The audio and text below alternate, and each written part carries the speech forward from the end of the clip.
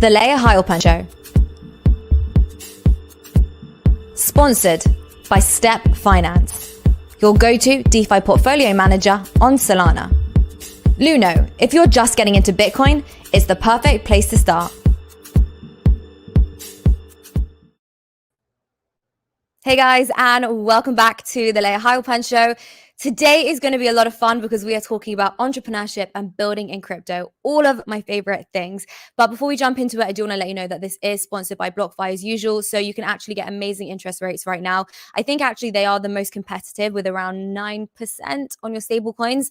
I use them. I really like them. So if you are interested, I have left a link for you in the comments and in the description. So just check that out. I think you get around $250 when you sign up.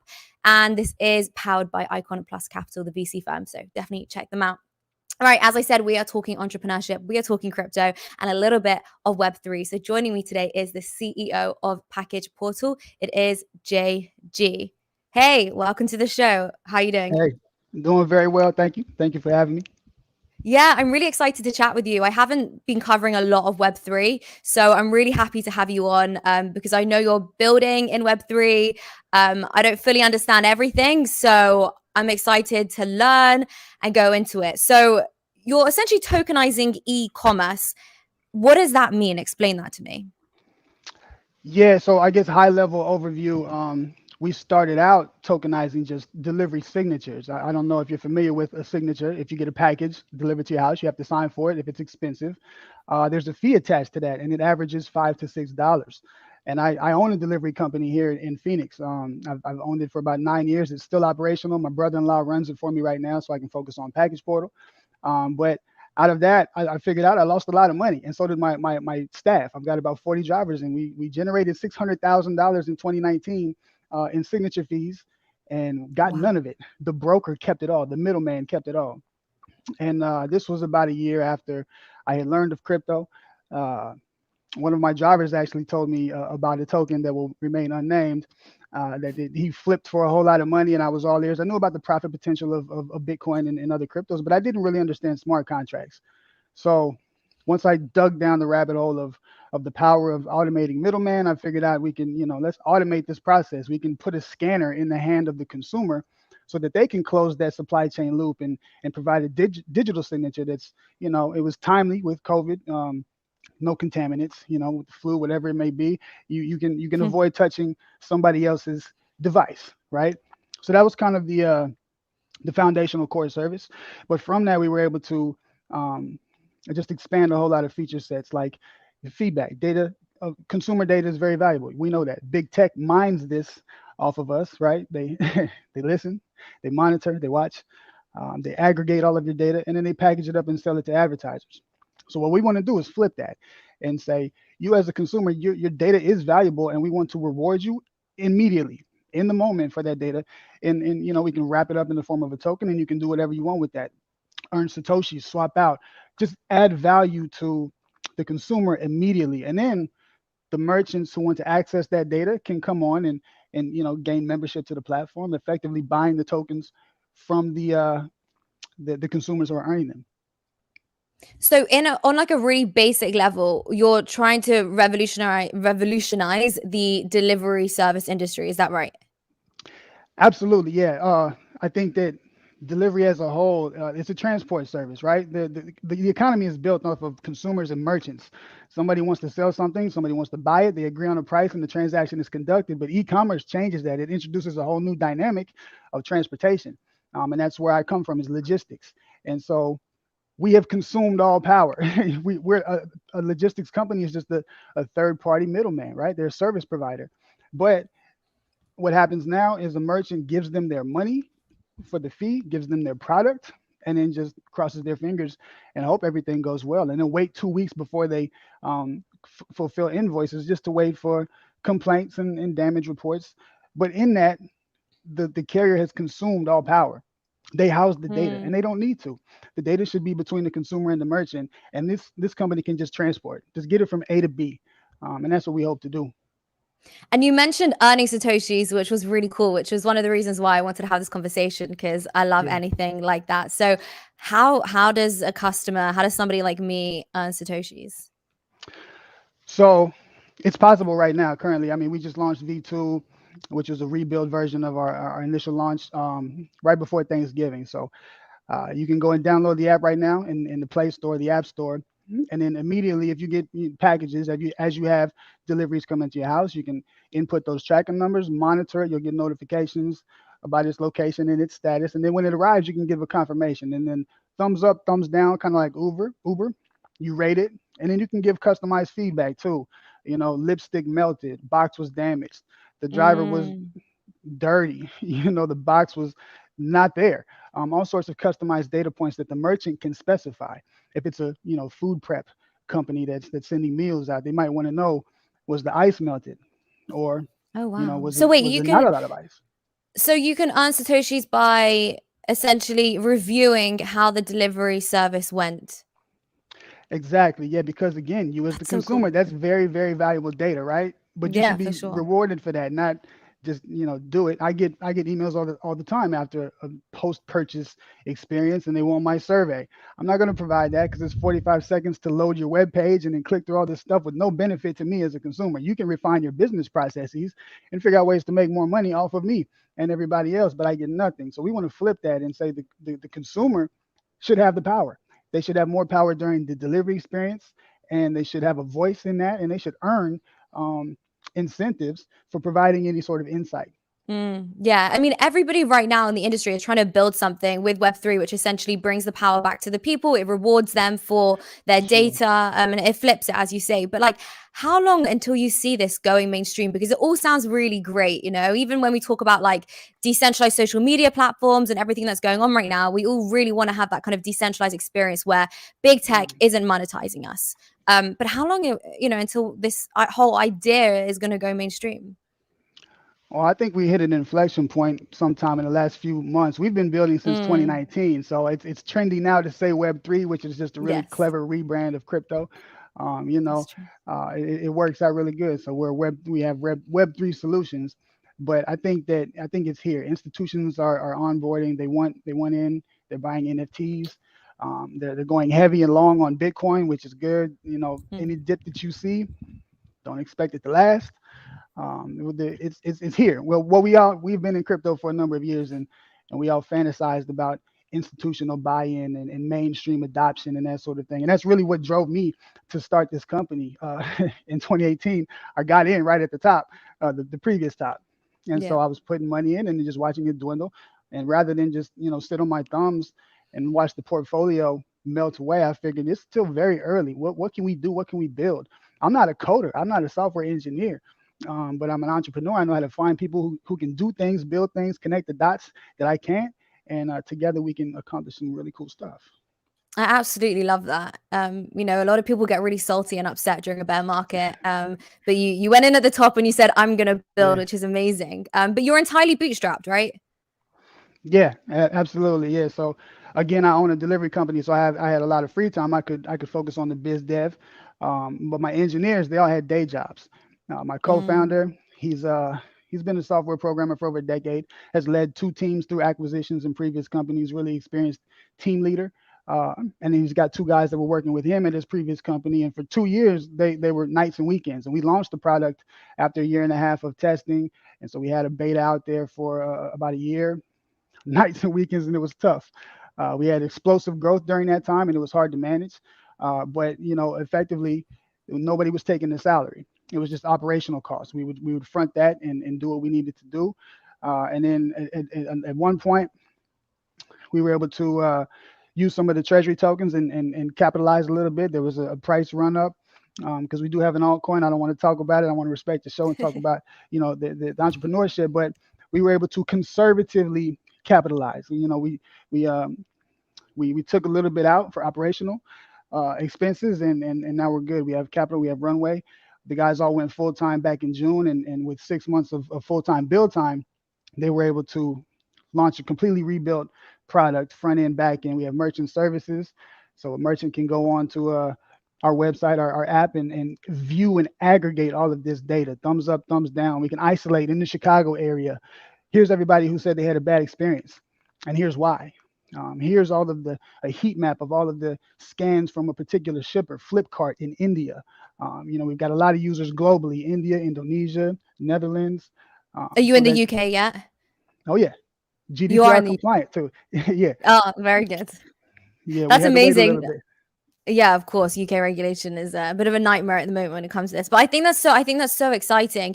And I think that it's people struggle very much to try and find their place in the industry, in the crypto space, right? They're like, what am I? Am I a trader? Am I an investor? Am I trying to build something? How do I build something? So my question is, how did you kind of just like take the plunge into building something in crypto, right? Because like this is so on the forefront of innovation, totally leading the way. I mean, everything that's going on with tech right now. So how did you Mm, make that decision? I think effectively I was just trying to solve my own problem because again, I Mm, lost a lot of money in my that's true. delivery company, 600K in a year. Now, that's nothing to sneeze at. Because the middleman was taking the signature fee. Is that Yeah, right? yeah. The Wow. service is to collect the signature, and they call it a quick history lesson, or I guess synopsis is within the industry. There's proof of delivery. Anytime you have a package come to your door, the courier can scan that, and he's just capturing the GPS location and the timestamp, and that's it. So effectively, it's just some random fourth or fifth party who's contracted and says, "I put that tracking label at that place at that time," and that's where the buck stops. That's not good enough, and so a signature can provide proof or confirmation that somebody at that location actually signed. Now, a signature can be forged, right? Drivers with COVID, you can look it up online. FedEx, all of the majors, everybody put out press releases and said we will no longer collect signatures.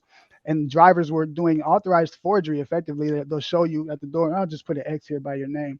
And that's kind of standard now. Oh wow. Wait, so because obviously I know that I remember during COVID they wouldn't do signatures because they didn't want to like have that Mhm. contact. So they would just like ring the Right. doorbell, leave the package. So are you saying that these drivers would forge signatures? Well, I don't want to, Okay, put we that don't do on that. on anybody in particular, but yes, that happens, and this in a lot of cases it's authorized because the courier company has said just put an X, but that's not good enough because a driver can put an X and not drop the package off. That is Mm, completely susceptible to manipulation and fraud, and on top of that, somebody is paying a fee for a service to be completed that is not being completed.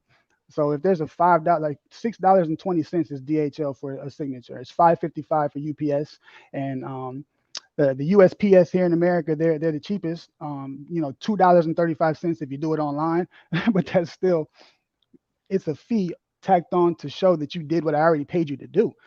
It's a confirmation. mm. I just want my receipt. And so we changed So proof of strange. delivery and we offer proof of receipt, which is putting that scanner, that final, uh, the final input, the final data point from the consumer who opened the supply chain loop in the first place, right? You have the shopping cart moment, and the consumer opens up that loop, and then it goes through order processes, and then it finally arrives at its destination. And somebody else who has no interest in either the brand or the consumer, they just want their delivery fee, or their Yeah. hourly wage, and they just want to get their route done. So there's a disconnect there. So what we do is we connect the merchant and the consumer at that moment of delivery, which is a very powerful moment. You can capture their eyes and their thoughts. What do you think about this product? Would you like to buy more? What else do you want to buy? Advertisements, that sort of thing. There's lots that we can do when we reconnect them at that moment. I like that I think that's what most entrepreneurs do, right? They decide to create the idea comes from the fact that they had a problem and they are trying to solve it. Yeah. And so I think that's so fascinating. It just no matter what industry, that's always the case. So talk to me about some of the biggest challenges you had building in crypto. Um, well, I think regulatory uncertainty is the biggest cloud that hangs over us. Like how do we go about these different things in a way that's not going to wrap a noose around us in the future, or bring trouble. And so we did a lot of due diligence. We have a legal team that is heavily in the space, and they're working on some good things for us. But that was, it's more of a concern. That didn't necessarily make it difficult. It made it a little bit more tedious because we have to examine every different aspect.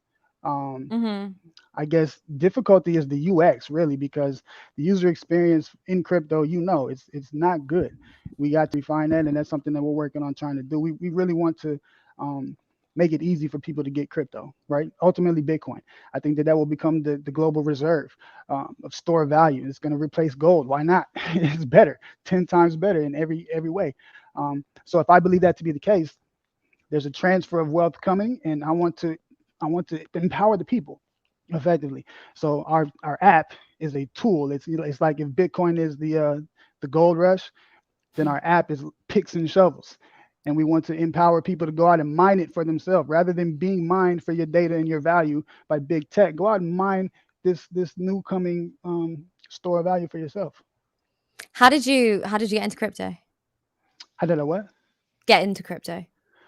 Oh, one of my drivers, he started working for me and he told me, I remember an unnamed token. I don't want to name it. It starts with a T. Uh, Yeah, he told me how he Wait, turned which token was 1500 it? in Tron. Oh, it's Tron. Yeah. Yeah, he said I turned 1500 into 40K, and I was like, really? Tell me more. Um, but that spun me down the rabbit hole of the tech. Because I knew about the profit making. I was a little bit concerned. There was a lot of FUD at that time in Yeah. 2017, and so I was kind of hands off. Uh, but I did my due diligence, find out that wasn't the token I wanted. There were other tokens I wanted. Ultimately, Bitcoin is what you want, and I want to put it in the hands of other people. So, you know, why not arm them with the ability to do so? Monetize your feedback, your data, your input, your thoughts. How do you feel about the products you buy and the places that you buy them from? And that's very powerful tools for the merchants and the brands because they can look at that, aggregate, and just make their stuff better. Yeah, and I think sometimes like when you do build in crypto and you build whatever it is you're building, whether it's just like your own brand, whether it's whether it's you're investing or you're trading, you do get a lot of backlash. So I'm just wondering, have you had any backlash from I don't know when you try I don't know any backlash from whether it's like colleagues, family, friends? What kind of issues have you faced? And I don't think we had a lot of backlash. We were, I mean, it's been a blessing. We had great reception from a particular community. We built our back end processes, our smart contracts on the Zilliqa platform, which is the first public network to have sharding, which makes transactions pretty fast and scalable and cheap.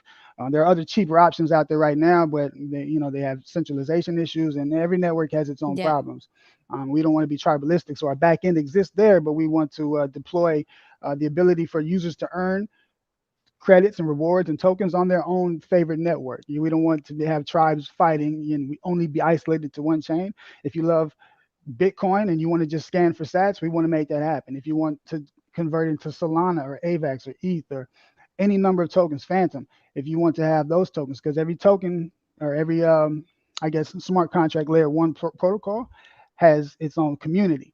And rather than alienate any one community, we want to make it feasible for everybody to, enjoy the ability to monetize their feedback. That's interesting. So how is that possible? So your the backend is entirely on Zilliqa, is that right? Right. So what happens is when you confirm a delivery, you go through the process of the app. You get credits, and you can then claim them as we have a KYC process to make sure that we stay in bounds and it's working. It's actually working Compliant. very good for us. Yeah, got to be Good. compliant. Um, but that will authorize your wallet, and then you're able to claim a token that you can then convert into other tokens. And so we have on the pipeline right now making that much easier and wrapping up Yes. the gas because right now the a challenge there is gas. Getting Zilliqa is hard, particularly here in America, and we don't want new users. Wait, We why is it believe our hard in America? it's not on Coinbase. And we don't have Oh, access to okay. Binance. We have like Oh, yeah. KuCoin. There's only a few exchanges, and getting crypto is hard. Period. Full stop. Right? You got to go through this huge KYC process, and that's troublesome. And you've been in it for a while. You're an evangelist. You're doing a great job at being an ambassador for crypto and Bitcoin in particular. And we want to do the same thing, but it's hard because trying to get people to understand how to create a wallet and secure the private key and secure the private key again. Be very safe there. And then operate and trade and swap and do all these things is very complicated for people that are not native to this system. And we want to make that easy because we believe we can be an onboarding platform for people into crypto rather than having to figure all that out and go and buy it. Just tell us how you felt about your purchase and you can earn it.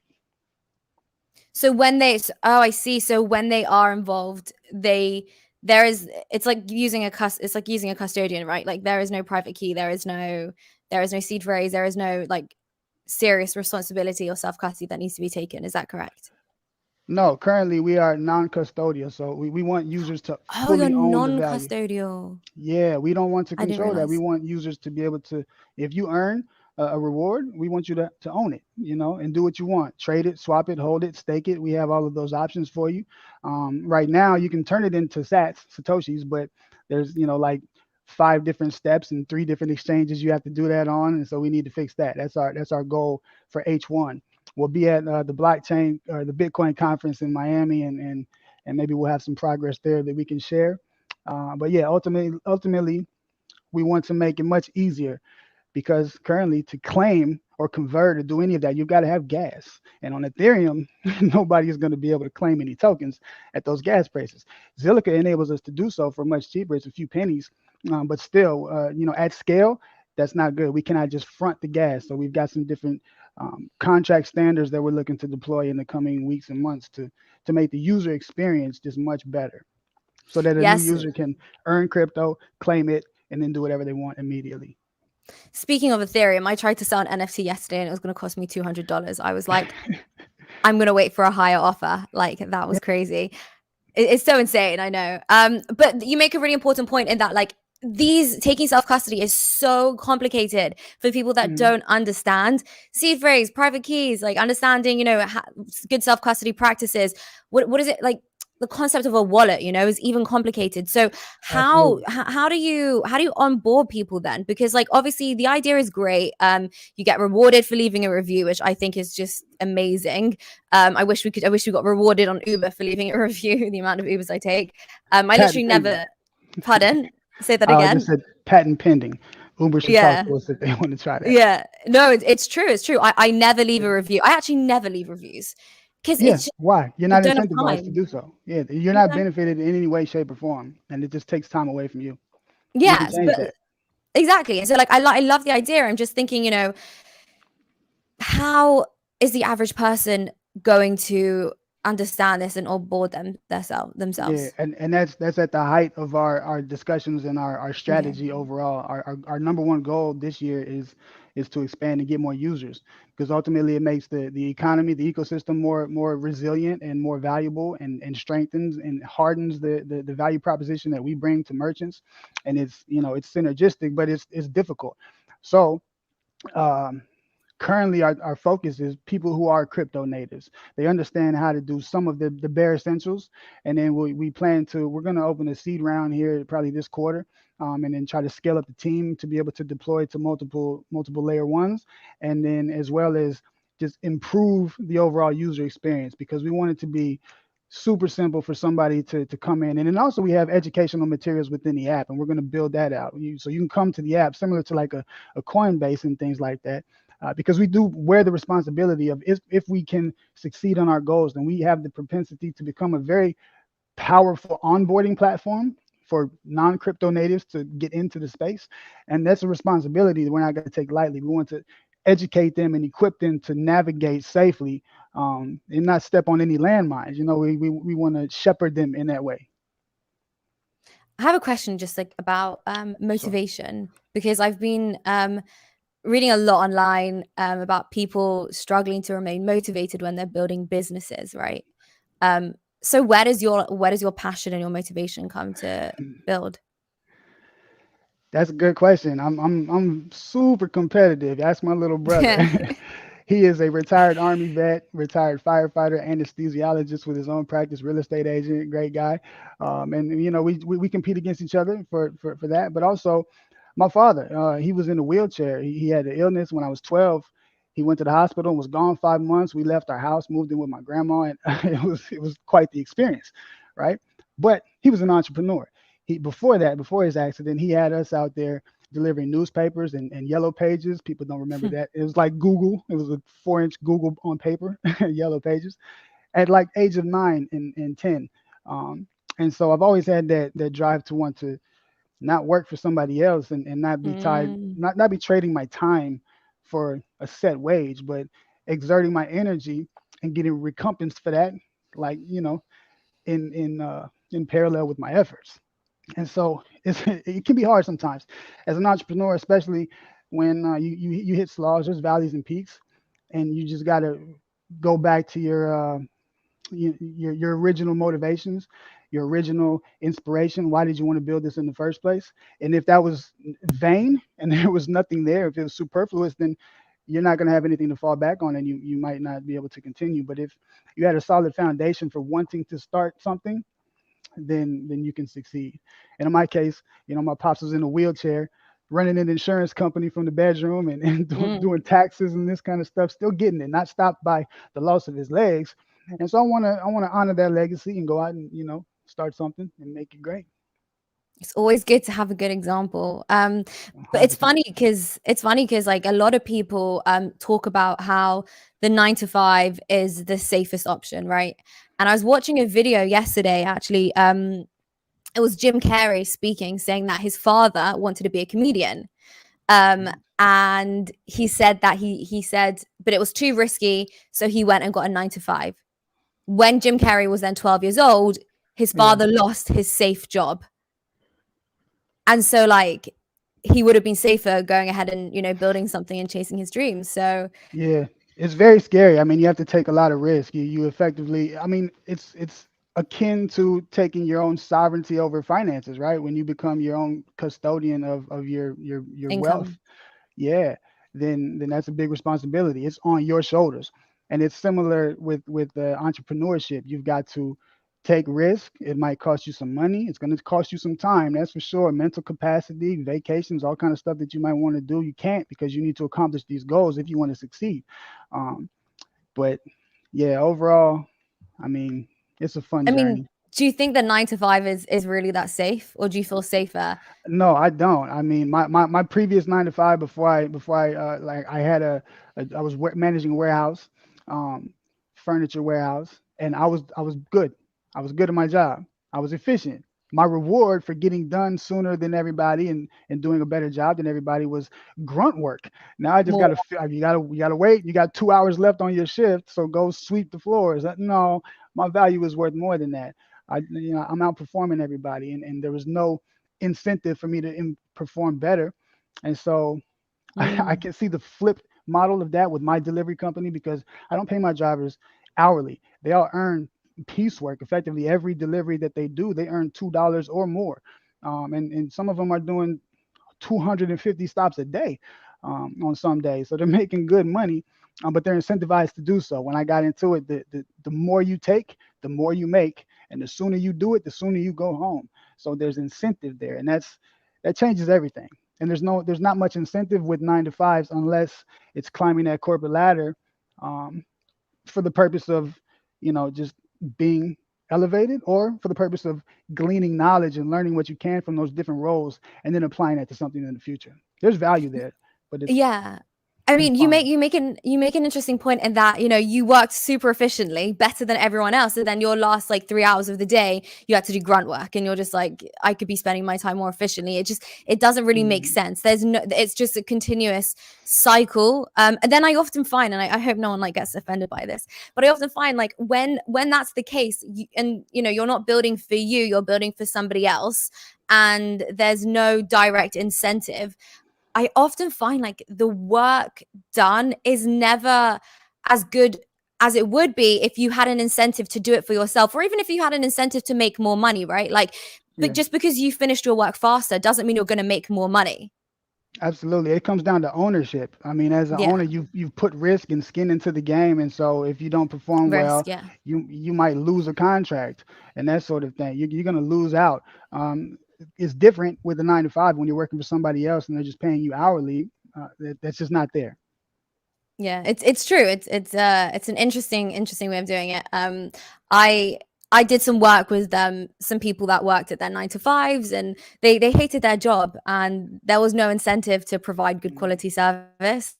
So it kind of yeah, just ties back to the whole idea with package portal, in that you are directly incentivized, um, because you want to, 100%. there's Incentive incentive is in yeah. every way. Yeah, Incentive is everything. And there's a lot of value. I don't want to disparage 9 to 5s because I learned a lot in the ones that I worked. They were hard. yes, A lot of them were not rewarding at all financially, But the lessons that I learned and the work ethic that it forced and ingrained within me was valuable. But ultimately, it's I don't like to use dead end, but it's a cul-de-sac because you cannot take ownership. You can't control your destiny. You are effectively you're joining somebody else's mission, and that's cool for a time. But me, being the competitor that I am and wanting to achieve and control my own destiny and my schedule, and get maximum value out of my efforts and my energies because I think that they can provide value, then I want to pursue that. And you can't do that working for somebody else. You just have to do it yourself. Yeah, for sure. Like, I don't want to discredit that either. For me, I just think it's dangerous. I just Hmm. think it's dangerous, especially with inflation, right? Like the UK today has just hit its highest level of inflation in 30 years. I think it's at five. I know it's at 5.4%, and that's just a shy Yeah. number if you don't include the CPI. And so, you can't turn around and up your prices according to inflation, whereas you can when you're an entrepreneur. Hmm. Yeah, you have total flexibility. You can do what you want. You can set the prices, change the prices. If there's customers that you just want to give a smoking deal to, you can do that. You control it. And that gives you a lot of power in sales and in communication and networking. And really, it's just about taking on that risk so that you can absorb power. And it's a lot of work, not to shy away from the long nights and weekends and the energy, mental taxation. I was not this gray. I just turned 22. I'm just kidding. I've You're been in lying. crypto 5 years. No, I just It turned 40. happens. And my hair is black on top, but it's right here. And some of that stress is from entrepreneurship, having within the logistics space as well. Every package needs to be delivered every day. It doesn't matter if this guy breaks down or he's having a baby or she's sick. None of that matters. I still got to get these packages out. So again, ownership. Even when it gets hard, you got to figure out a way to get it done. That's my motto. Let's figure it out. When there's a problem or a challenge, let's figure it out. It's true. And how do you stay then like ahead of the game and stay innovating and stay creating? Because like for me personally, like that's a challenge that I find. You always want to be trendy, as trendy as possible. You want to be at the forefront of innovation. You want to be really like, yeah, trendy is the word. So how do you keep creating and innovating? That's a good question. It kind of links back to the motivation. I think that if you're solving a problem for people, then you're going to stay relevant. You're going to stay trending and stay in the moment because people want what you have or what you provide. And Yeah. ultimately, what we provide is a marketplace for them to monetize their data and monetize their feedback, which is huge. And then so that's benefit for them, big value add. But then conversely, the merchant, if they're paying $6 for a signature fee right now, they can get it for like a nickel, much less. They can 97% savings or something to that effect. But also they can engage with their consumers in a whole new way. So it's major value for the merchant, major value for the consumer. It's synergistic and beneficial for both parties, and we that gives us confidence. We can stand behind that. We're saying we're not here to siphon value away from one party, whether it be to line our own pockets or just to help somebody succeed at the expense of another. We don't want Mm, that. We want to decentralize power effectively. Carriers right now, like we said at the top of the call, carriers have all power. They control the yeah. data and they're biased. It's all in a silo. They're biased. If there's a problem, they can obfuscate or hide that from you, right? If there's Mm, no problem, if everything goes good one time, they'll amplify that. And we yeah. have no insight. Even my delivery company, I provide data and I have to pay my broker to access that data. And no consumer I've ever delivered to in all of my time has been able to look at that data. And we need to change that. The merchant should be able to own their data and the consumer should generate it. Sounds very Web 2. Sounds like the mainstream media and everything that's Yeah, going on. yeah, Hiding 100%. information, amplifying 100%. Break it information, down. I which mean, it should be yeah. transparent, public. We want merchants and consumers to join or to band together effectively to hold carriers accountable to better service and honest data because Yeah. there's not a lot of that sometimes. So what advice would you give people who are looking to start building something for themselves in crypto? Whether it's working in the industry full time or whether it's actually building some form of product like you've built. Those are probably two different approaches. I think working in something Mm, full time, find something that you're passionate about, and find a team that you can work well with, and that you're really ultimately a vision or a product that you're excited about. Because when your passion is there, it's easy to work. I Yeah. love what we built. I think it's solving a lot of problems. It's huge. I want to tell everybody, do you see how cool this is? I want to be calm, but I'm very passionate about it because I know that it's providing value. And so if you can align yourself with a team or a vision or a product that fits you in that manner, for you, I think it's Bitcoin. You've latched yourself to like the coming revolution of this financial uh, traditional financial market being upended, right? And you're an evangelist for that. So it's easy. You enjoy this, I'm sure. You Oh yeah, enjoy I'm a traveling. freedom maximalist. Are I'm a you in freedom Panama right now? maximalist. Oh, I am in 100%. You Panama. should. My I sister am. lives in Panama. She sailed down from Maryland. She's been there for about 2 years now. Oh wow. Whereabouts Yeah. in Panama? I forget the name of the city. Oh, okay. I've never been there, but I just remembered that. Um, Yeah. yeah, yeah, yeah. Freedom. It's all about freedom. Freedom. Yeah, freedom maximalist. Like, I totally agree with Mm, you. I think when you do something which you truly love and you feel that there's purpose in it, then you have to do it. I hate the idea that you have to monetize your hobbies, right? People often say, do something that you're good at. And a lot of people say, no, just, you don't have to monetize everything. Just be happy and enjoy yeah. it, right?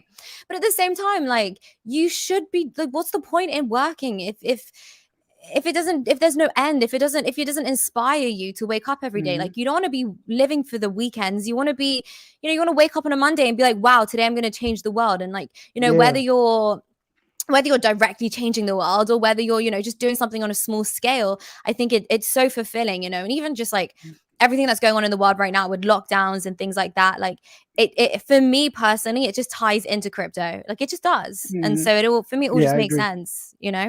I agree. And there's never been a better time in the history of man than to try to seize on some of your dreams and your goals and to take that leap and add a little bit of risk because I mean think the internet is powerful. You can you can learn anything that you want to. You don't need a college degree that costs $100,000. You can just go do your research and figure it out because college degree does not give you applied knowledge. It gives you just learned Don't get knowledge. me You have to go and started. apply it. Sorry.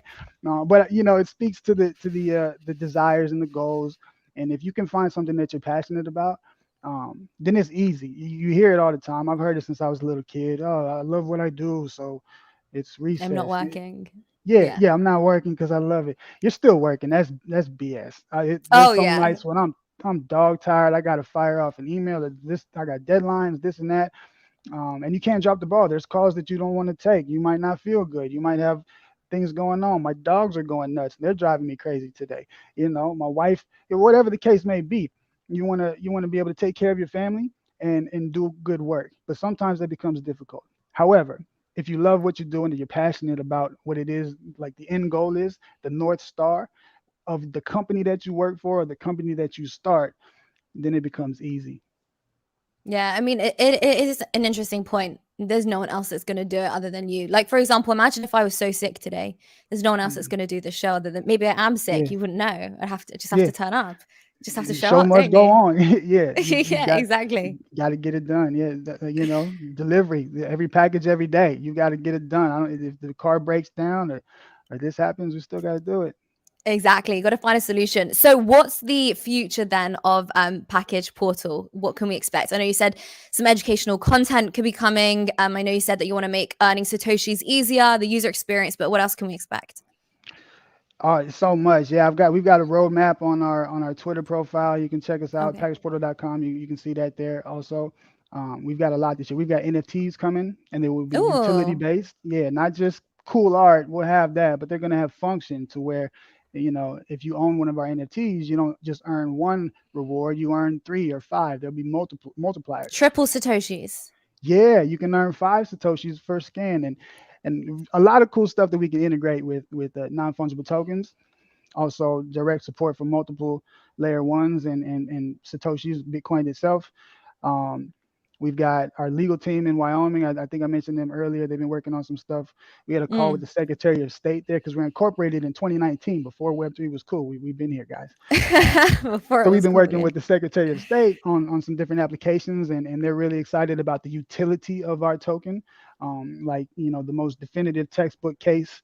I don't want to speak for them, but that's the vibe that we get, that they really could use us as an example for what a utility token should look like, how to operate and navigate. Going back to bootstrapping, we never Yeah, did any OTC sales. We never did any ICOs or raises or anything like that. I Any love it. token that we ever swapped was through a DEX. in conservative amounts over time, never when the price was dropping, to preserve the economy, because you want to build a community. And our community loves and trusts us. They've rode with us for a long time, and we love that. And that's powerful for us because the network effect is huge. Word of mouth is incredible. Yeah, no, absolutely is. So before we say goodbye, well, actually first, do you have any like last final words that you want to share with everyone? Go download the app. Um, Send us a message if you need some help. And, we're excited to build. I think that we might become a little bit more publicized in the coming weeks and months as we try to hit our goals and the objectives that we have, just to make it very easy for people to earn crypto and then swap and trade and do whatever they want. And DeFi for delivery data, Web3 for e-commerce. We built it. We're here and it's launched and it's live. And now we just want to tell the world about it. So you might be That's early if you exciting. go. Yeah, yeah. We are early. So where can Incredible. people find you? What's the Twitter? Tell us everything. Everything is package portal, one word, spelled normally. So Twitter, Medium, our website, uh, anything. It's all we got the rights early, so it's package portal. You can look us up that way. Find us in the App Store, the Google Play Store. You can download it, start earning today. Um, yeah, And guys, don't forget, follow JG on Twitter for just to stay up to date and for yeah. I'm the more of jagged his. one. Yeah, the jagged one. There you go. I want to thank you so much. It's been so nice chatting with you. I love to have a good conversation about building, entrepreneurship, It's removing fun. middlemen, becoming more sovereign over everything that you do. Yeah. So I want to thank you so much. It's been so great having you on. 100%. Yeah, I love talking about this stuff too. It's easy, sovereignty over your finances, over your time, over your vision and goals, ultimately your life. And then if you align that with doing something that adds value to the world, then what's to stop you? I So it's been totally agree good. with you. It's the perfect Yeah. package. So guys, don't forget, follow JG, follow Package Portal, and don't forget to tune in next week. We'll see you Thanks a then. lot, Bye bye. Layah. Bye bye.